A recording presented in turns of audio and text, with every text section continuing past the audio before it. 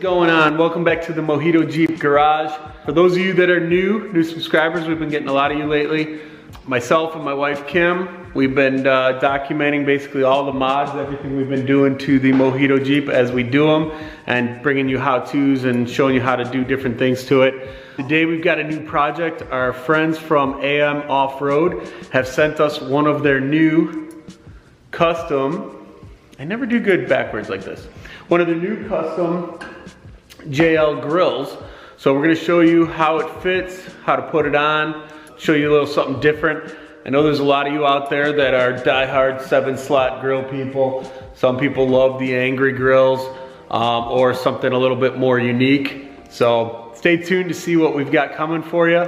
I know this may not be for everyone, but we're gonna try out this new grill, see how it fits, see how we like it, and we'll wanna know your opinion when it's all done, what you think. For those of you that have seen our previous videos, you've seen us show you how to take out or remove the factory grill. It's super easy. You just got some push pins along the top of the grill, and then it just kind of pops out. For me, because we already have the Diodynamics light bar in here, I do have a little bit more work ahead of me because I do need to remove the bracket. It's a little tight here in between, so there's not enough room to pop the grill out of the clips and get it out. That's what I gotta do first. I'm not gonna make you watch that. You've seen me install it already, and you've seen us remove the grill. So I'm gonna get to it real quick, get into it, and I'll come back when I'm ready to pop this grill out. Okay, so I was actually able to sneak the stock grill out without removing the Diodynamics light bar, so I got lucky there. I hope that I'll be able to get the new one in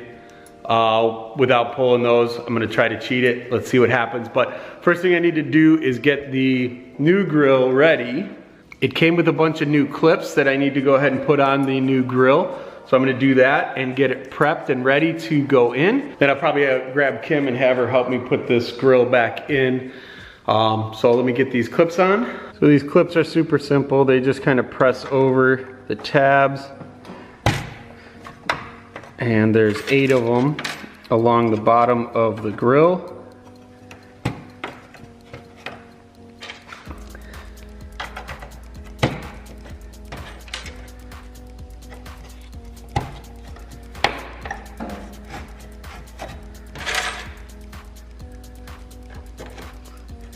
I'll just press those on real quick.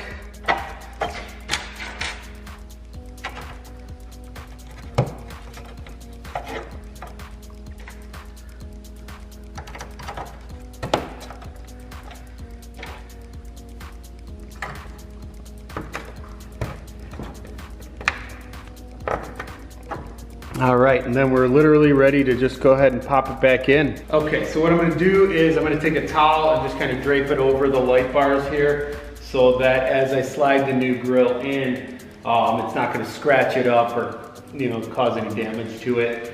For now, I'm leaving the grill black as it came, and then we may decide to paint it green later on, but for now, we're gonna put it on black. All right, so I'm gonna see if I can get it in here without grabbing Kim. And it looks like it's dropping in pretty good. Although I got a little further to go, and because of the way that this is a little more aggressive and sticks out, it's actually catching the light bar already here. So, I may need another hand, although it's getting close.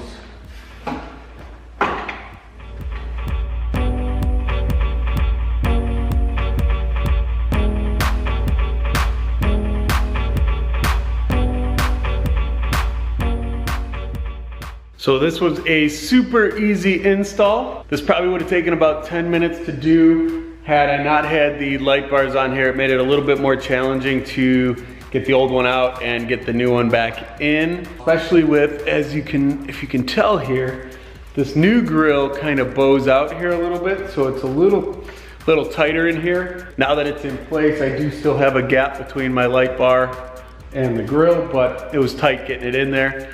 You can see I've got my red glowing lights in there, which makes it actually look kind of cool. Fitment was pretty good. Like I said, the only issues I actually had were all relating to having the light bar in the way. So it made it a little tougher for me to get the the clips to line up to the factory holes. And then AMOffRoad supplied new clips for along the top, as well as a rubber gasket that just sticks on top there. So that's it. She's all done.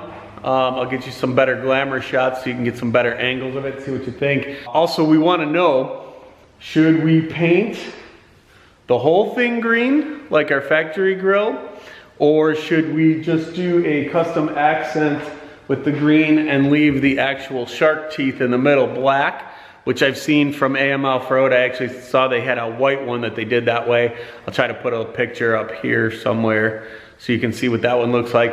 But I want you guys to weigh in, chime in, let us know what you think.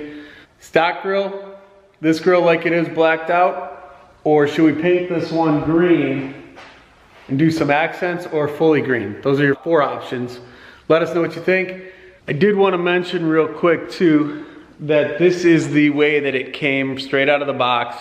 The finish here, it's kind of a matte black finish, but you could definitely tell it could benefit from doing some paint on it, or at least a clear coat, something to make it more of a smooth finish on it. Overall, the fitment and quality of the grill were pretty good. Fits pretty good, looks pretty nice on there, and gives it definitely a more unique, customized look. You certainly won't see this grill on a Jeep every day. So if you're looking for something unique, something different, definitely check out AMOffRoad. They do have this one, and they do have one of the more angry grills.